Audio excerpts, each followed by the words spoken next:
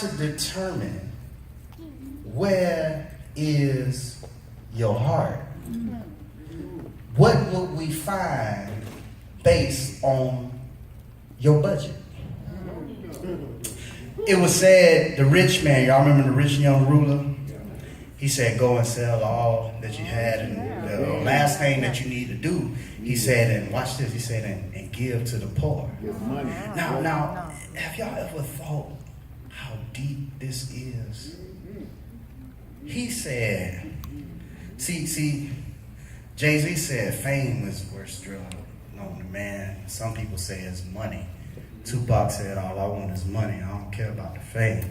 Either way you look at it, this thing is very, very addictive. Mm-hmm. So while you are focusing in on your money and focusing in on your money, number one, you already mess up by seeing it as your money. Come on. The government on one level is letting you know it's not your money. It's called a Federal Reserve note. And then it says, in God we trust. And everybody in here working for the government at least 3 months out of the year. I don't know if you know it or not. Well, you're working for the government.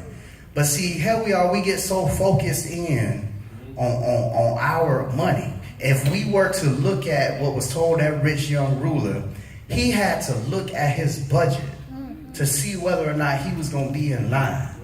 And there is a barometer here. There's a message here for all of those who claim that Jesus is their Lord and Savior. Because that ought to be evident before you even say anything, that ought to be evident if we were to look at the checkbook or look at the budget.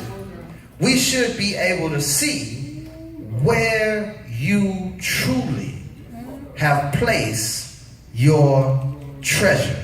In the Lord's church, it's almost like we think these things magically appear, Brother Cooper. It's almost like because it's a church and it looks a certain way, then they must have a certain amount of money, so to speak.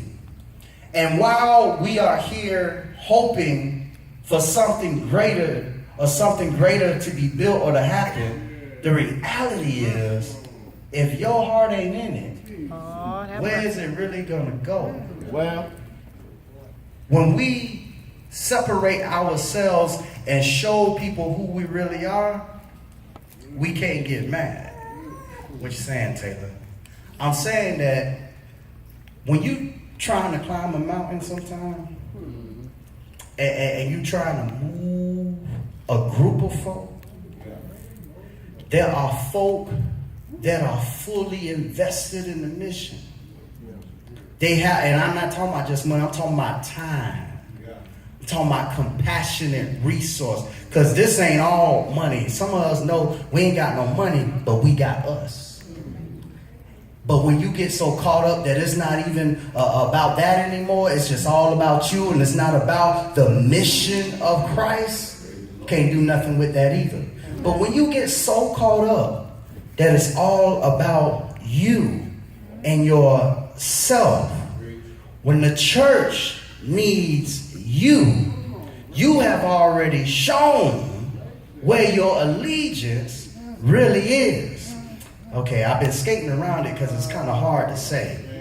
It's kind of hard to say that, or actually, maybe I should put it in a question form. Why is it that the folk that got all the complaining and the questions? Come on. Well, come on.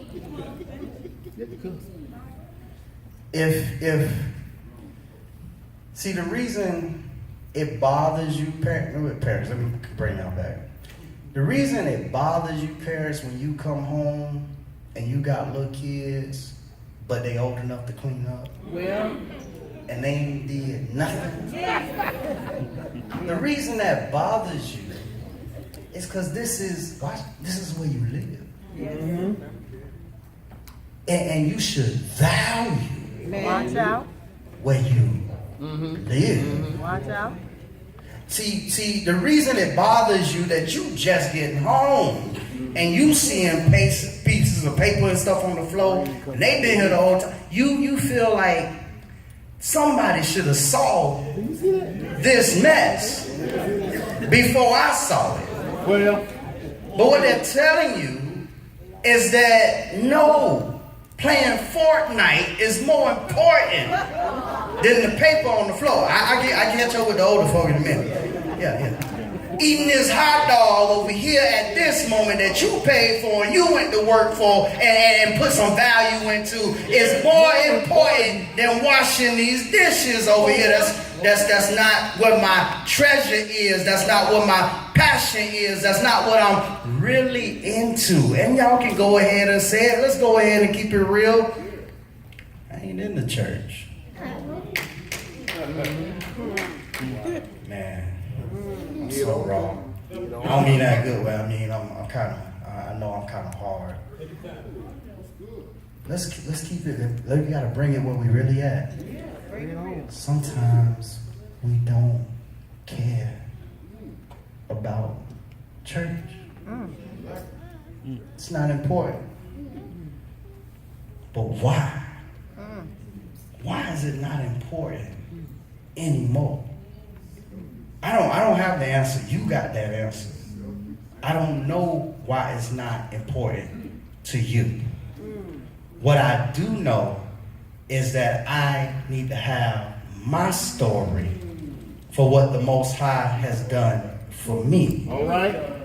And then when I have my story and I understand what He has done for me, then I can tell or share with you my testimonial. Y'all all right, somebody? Amen. See, the testimony is given by those who have businesses. They have a section sometime of testimonials. And this is where people have had favorable interactions or uses on the product at hand. They've looked at it and they want the world to know it worked for this person. See this person right here? They once was walking crooked, now they walking straight.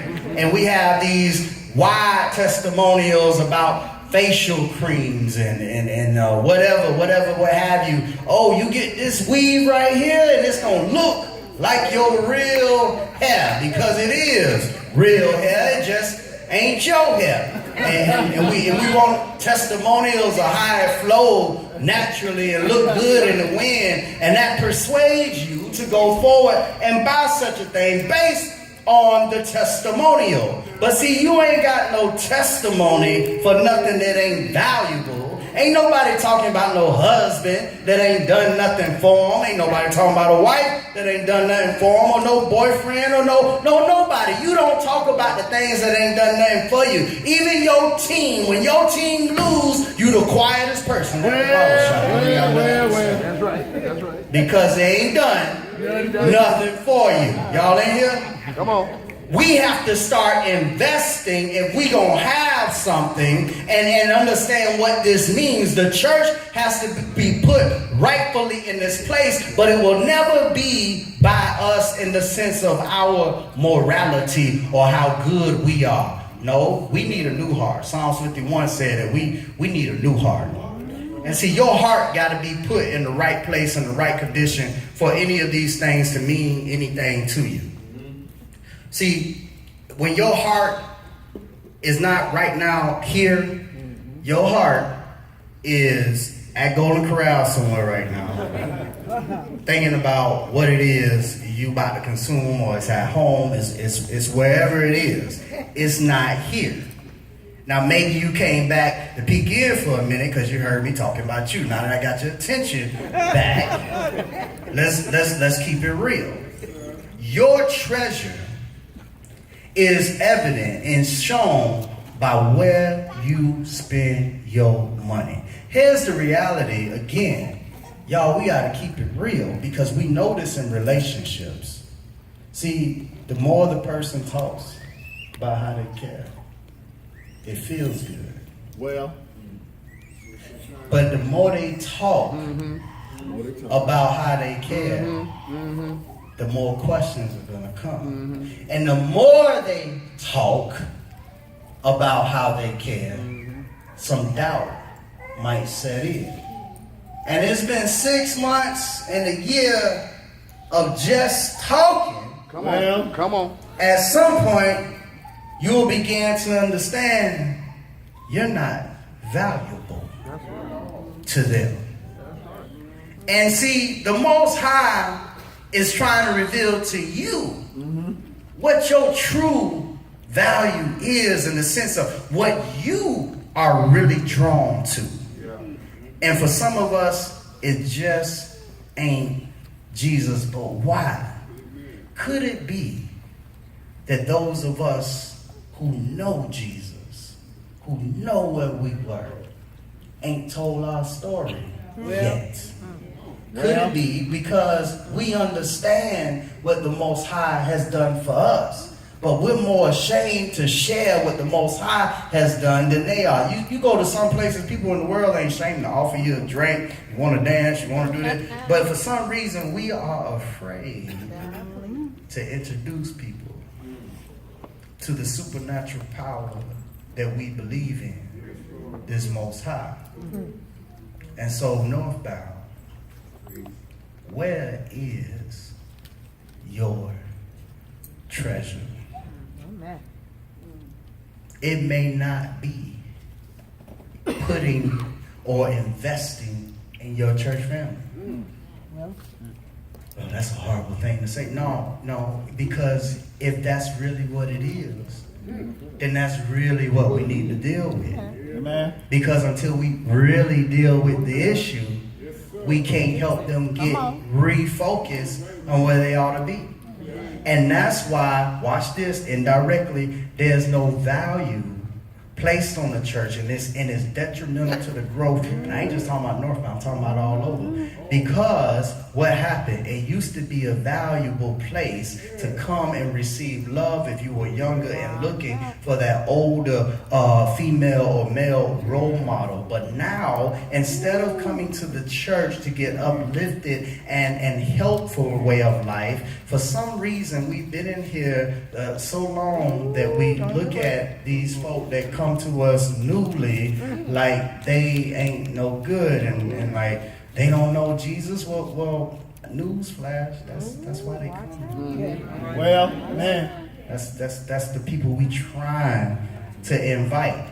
But see, when you get so caught up that they can't place no value on the church because the same thing they get out there is the same thing they getting in here. Because when they go on this side of the street, people that are dressed in different colors look at them funny. So now when they come in the church door, they ain't wearing what you want them to wear. So you look at them just like the people with the opposite colors. Yeah, if you ain't catching what I'm saying you looking at them like they not in your gang and you sizing them up. And this is why people feel like I can't come up in there because the church folk gonna look at me the wrong way. Instead of placing a compassionate value on that person and seeing what thus saith the Lord, he saw somebody that he would die for. Why can't you see somebody that you would at least say a good word to, or at least withhold back the negativity you want to say? Here is somebody that the Lord would give his last for, would die for. At least you could do is buy a cheese sandwich, a cheeseburger or something. Say a good word. Tell a person I love you. Shake a hand. Hug somebody. But when you into treasure of self, it's not about how many hellos you give out. have mercy. It's about how many hellos people pay me. Well, Did you see me? They passed by me. Watch out. That means you value you. Come on. And last time I checked, this ain't about you. I'm supposed to be here. Watch this. He says in the last verse, he says, and I believe it's in verse 24, he says, you know what? You can't serve two. See, when you look at self, you think you're not serving the master, but no. Self is a master. Because you can become slaves to the innate things that was given you. Some of us have become slaves to food. Slaves, watch this, to dependent on what somebody else did. Y'all. Some of us have no life unless the person we connected with is having a life that we feel they should have. I'm just saying, keep it real. I'm not saying you can't share compassionately and feel their pain, but at the same time, you have to find your solace. You have to find your comfortable spot. You have to find this in the non-physical, not in the physical. The physical always changes. It's going to be different in a minute. You feel okay right now, but when you try to stand up, physical is going to check back in and let you know where you are. So your treasure, as I close, treasure. Some of us don't value ourselves.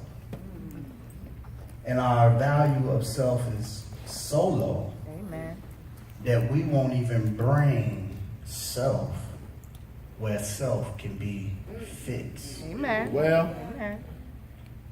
You care more about your car sometimes than you care about yourself. Your light come on and you can't get to the service shop fast enough. You start coughing, you've been coughing 6 months, you ain't been to the doctor yet. You care more about your stuff. Huh? Won't even be no you here to drive it around, but you're going to take care of it. And we sit here understanding that the word is a spiritual word. It's put here for us to find that peace, that comfort, and something that will not change. This is why he puts it anthropomorphically and says, lay up your treasure in heaven. He changes that in such a way that we can understand. See, there really is no treasure laid up in heaven. There ain't no gold coins every time you do a good deed. That's not what this means. Come on. But the focus of your heart, the makeup of the seat of your judgment, how you make decisions has to be based on a place where you really are in your mental state. Some people remain in the state of this earth. And when you remain in this state and y'all keep acting like you're human, I'm going to say that because it makes you uncomfortable, don't it? See, Christian, you keep acting like you're human. That's what it is. It's supposed to be dead. Nevertheless, Christ lives in me.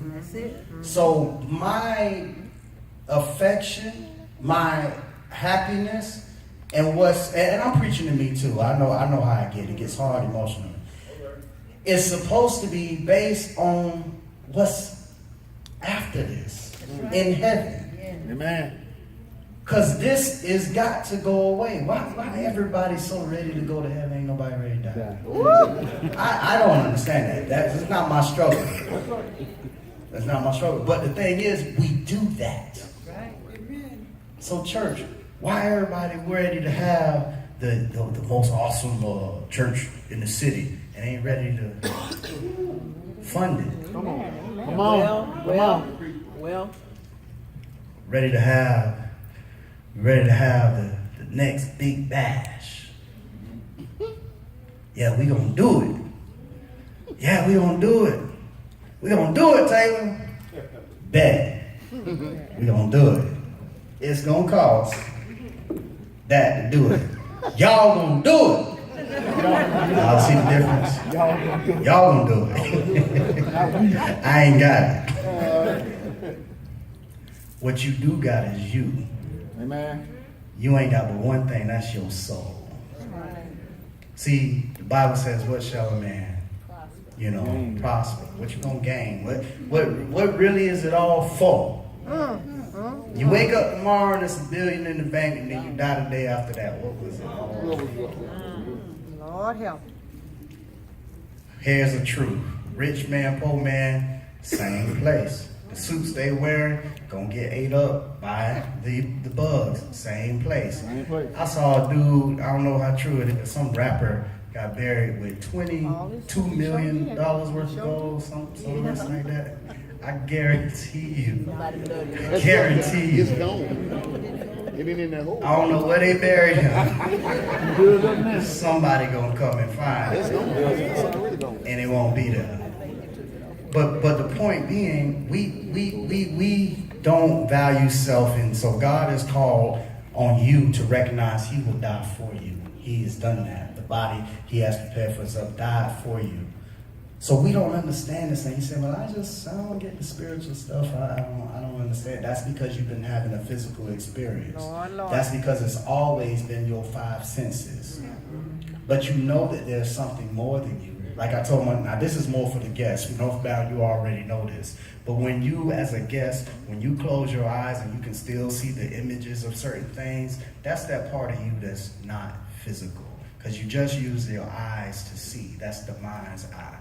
And that part of you that when no sound is going, you can't hear a thing, but then you can still hear mama's voice, daddy's voice, you can hear them speaking just as loud and clear. That's because that's that part of you that is non-physical. You don't need the ears to necessarily hear.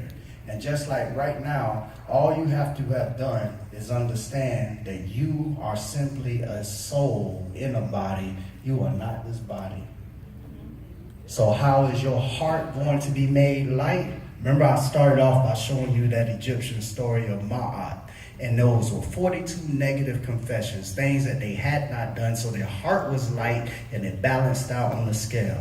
See, the thing is, your heart and things have been added to it. Whatever your daddy done, whatever your mama done, whatever you did, your brother or sister did, it's on your heart. But the reason Jesus exists is for those things to be washed away. We call that the weight of sin. Calling you to lay that aside right now. How is this done? It has to be crucified to the cross. You have to die to it and literally go ahead and give your life over to the person that gave it in the first place. You come by hearing this word. And after you have heard it, you got to decide whether or not you believe it. I'm not going to force you to believe, but God invites you to believe. And when you look around you, you've known, maybe even all your life, when you look, there is something more than what I see. It's through faith that we understand that the worlds were framed and the things which appear, which are made out of things which do not appear. So if you need to understand that your life is more valuable, listen to Jesus. If you want to give your life, when you come down here and you stand on our left, we'll baptize you. That's going to place you into the Lord's body. But maybe you just want prayer. We do that here on the right-hand side. And while you're trying to decide where your treasure is, maybe you're not coming for prayer, and maybe you're not coming for baptism. But this has just been your wake-up call, not to persuade you one way or another, but for you to know, where is your treasure? And do you really care? Or is this just something you do because you just want to look a certain way to those who surround you? So I believe we are living in a day and time where God is telling us it's time to keep it real, because it's all going to fall down around you if you don't. Keep it real as we stand and we'll sing this invitational song. Without you, Lord,